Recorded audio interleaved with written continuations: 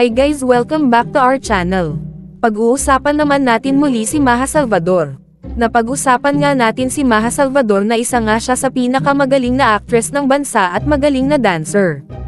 Madaming ang hit serye si Maja Salvador tulad ng Wildflower at Killer Bride. Napag-usapan din natin na nag-reunion nga si Maja at Kim sa ABS-CBN Ball at talagang ikinatuwa ito ng kanilang mga tagahanga. Nung July nga ay kinasal na nga ang multi-talented star na si Maja sa kanyang non-showbiz boyfriend na si Rambo Nunes. Madaming ang natuwa sa kanilang pagsasama at totally committed nga si Maja at Rambo sa isa't isa. Mukhang umaasa ng magkaroon ng first baby ang mag-asawa.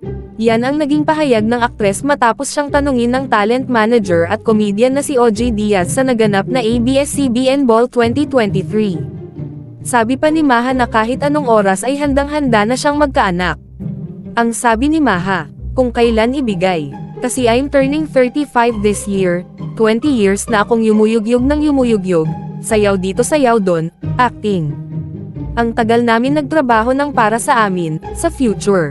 So this time pwede na ibigay anytime. We're ready. Super excited na nga si Maja na bumuo ng pamilya kasama ang kanyang asawa na si Rambo at full support naman siya ng kanyang mga tagahanga. Nauna nang sinabi ni Maja sa isang interview na naniniwala sila sa destiny, at pakiramdam niya ay ito ang naging dahilan kung bakit sila nagkabalikan ni Rambo.